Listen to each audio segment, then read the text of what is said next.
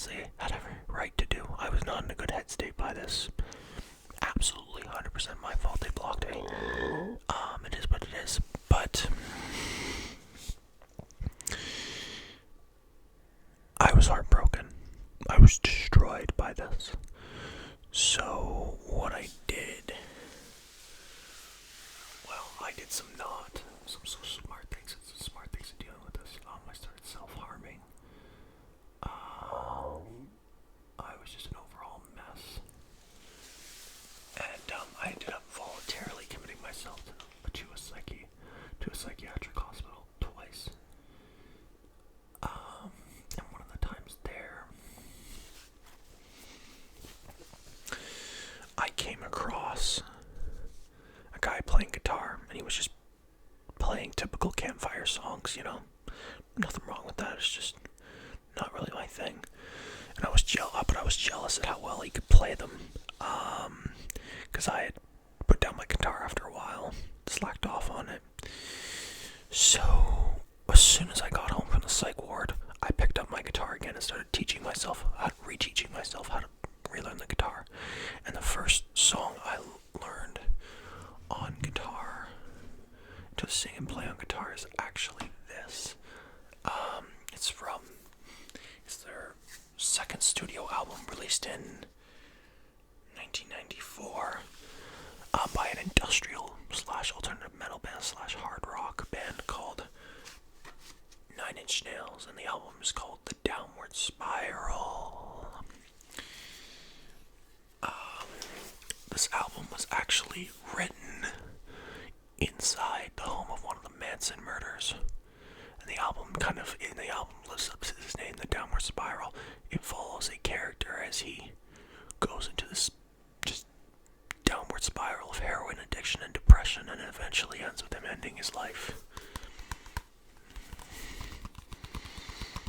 It's a very, very well done album. Anyway, so off of this album is the song Hurt, which was not originally written by Johnny Cash. It was originally written by Trent Reznor of 9 Inch Nails, but Johnny Cash covered it, and a lot of people don't know that. But anyway, so this is the first song I learned how to sing and play on guitar, Hurt. And it really helped being able to play and sing that at the same time. I thought I was the shiznit there. I won't get demonetized. I thought I was awesome for being able to play it, which it's not that much of a big deal looking back, but humble beginnings, you know how it is. So I learned how to play that, and on top of this, I would blast this album while stampeding around, my city, with a hood on, without glasses on, so I couldn't see anything, and headphones just blaring. Because the reason why I was taking off my glasses and I had headphones over my head was when you grieve someone, oftentimes you see them everywhere. And that's just the way it was with me, so I thought, they won't, if I take my glasses off, I won't see them. And if I have my headphones on, I won't be able to hear them. It's a win-win situation. I'm good. So yeah, that's what I did while blasting that album. And then what happened was I came across a job uptown. Basically had me working for a janitorial company. Things were going well until one day I was walking down the hallway and I came across her, the person that blocked me that I was in love with. And I didn't say anything to her, obviously. Someone blocks you, you stay the heck away from them. But I went into another room and had a panic attack, and it was just not good. And over time, I would do stuff like take this album to work with me, obviously digitally, and blast it through Spotify, and just cry, just weep while listening to it. And I cried a few times. I'm not sure if any employees that I worked with, or employees that worked for the building that I was contracted in, ever knew that something was going on with me, but they never said anything, so whatever. But yeah, it was just an extremely dark time, running running into this person that I love so much, but that I'm going out of my way to stay away from because I didn't want to make them feel uncomfortable. It was very, very, very painful. It made me want to, sort of build a wall and seal myself off from the world. And this is the second album that I was listening to around this time. I'll be just bringing that. It's called, The Wall by Pink Floyd. I can't remember what amount of studio album this is, but this was released in 1979 in November. And this album follows a character named, I believe, Pink. It follows his descent into heroin addiction and general depression, and building a wall off from all of society and everyone around him to kind of keep himself in, to kind of protect himself. It's basically a documentation of his life throughout the entire double album, because there's 2 CDs. The music is sometimes very grandiose, but it underneath it all there is this desperate depression that Pink is trying to escape from through building this wall, and it's just not working. So over time he gradually loses his mind.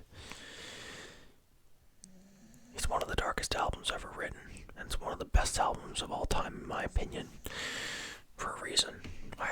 All 3 of these albums are on my top 20 albums of all time. So the next album, it might be the darkest in my collection. And it's by a band that's technically called grunge, but I consider them more alternative metal / heavy blues. And it's a band called Alison. And this album is called... Actually, I want to briefly talk about the Pink Floyd album a bit more, an emotional experience I had with this. So the first time I listened to it, a song called Hey You came on, the first song off the second disc. And I just started listening to it, and it just gave me chills, the solo on it and everything. And eventually, I just started crying. Borderline crying, and was while I was at work too, listening to this. It's a common theme you'll find throughout this video, me blasting these videos at work to drown out her not wanting to run into this person that I love so much that doesn't want anything to do with me. So that's what I've been doing.